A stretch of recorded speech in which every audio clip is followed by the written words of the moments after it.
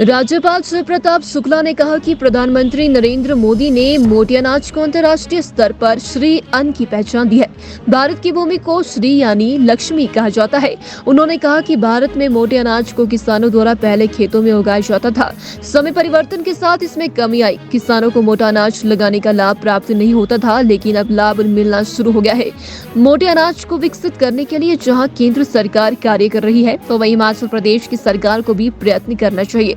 उन्होंने कहा कि केंद्र सरकार ने टीबी उन्मूलन को लेकर कार्य कर रही है और पीएम नरेंद्र मोदी द्वारा इसके उन्मूलन को लेकर वाराणसी में कही गई बातें पर सभी राज्यों की सरकारें कार्य कर रही है। शिव प्रताप शुक्ला ने कहा कि जब वह सांसद के तौर पर चुने गए थे तो उस समय भी उनके द्वारा टीबी के मरीज को गोद दिया गया था।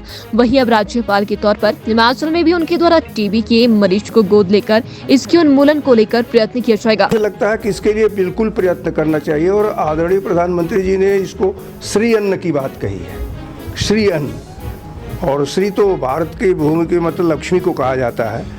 तो इस नाते पहले भी मोटे अनाज के प्रति लोगों का आग्रह था, फिर बीच में ख़त्म हो गया था सब। और मैं समझता हूँ स्वास्थ्य की दृष्टि से और उन किसानों को जहाँ मोटे अनाज अब पैदा कर रहे हैं, पहले पैदा नहीं होता था, इस नाते कोई उसको लाभ उसका नहीं मिलता था, अब लाभ मिल रहा है। तो इस नाते इसको पूरी तौर पर हिमाचल की भी सरकार प्रयत्न कर रही, भारत सरकार पूरी तौर पर प्रयत्न कर रही है और मिल करके मोटे अनाज को प्रश्रय देना चाहिए और इस मिलेट्स के अतिरिक्त श्री अन्न को ही की बात करनी चाहिए। टीबी उन्मूलन पर हमने पहले भी कहा है, सरकार भी यहाँ प्रयत्न कर रही है। तो मुझे लगता है कि वाराणसी में आदरणीय प्रधानमंत्री श्री नरेंद्र मोदी जी ने जो बात कही, अब सभी राज्य सरकारें उस पर काम कर रही हैं।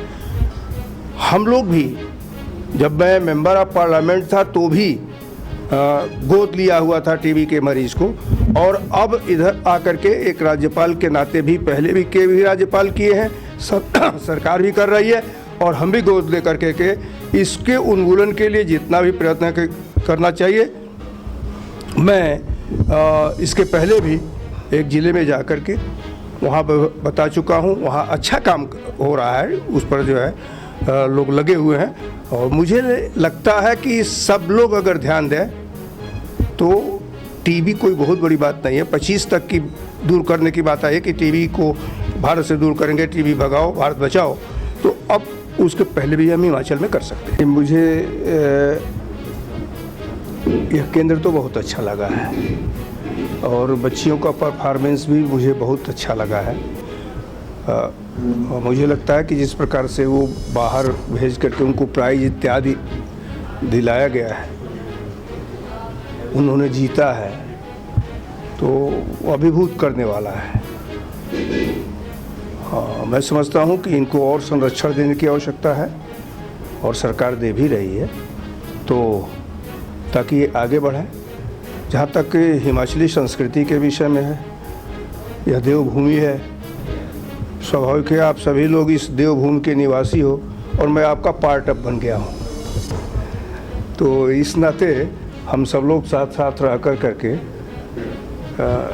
इस भूमि में जितना भी अच्छा हो सके करेंगे।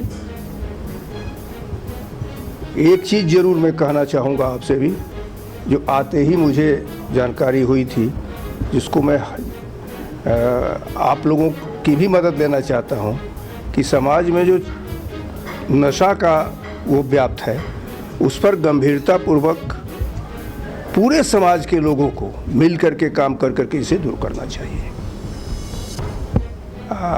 वैसे एक गवर्नर का काम सामान्य तौर पर प्रेस का नहीं रहता है, मैं तो विकास का ही वो काम देखना चाहूँगा, और कोई लगेगा तो राज्य सरकार को उस पर सजेशन दे सकता हूँ।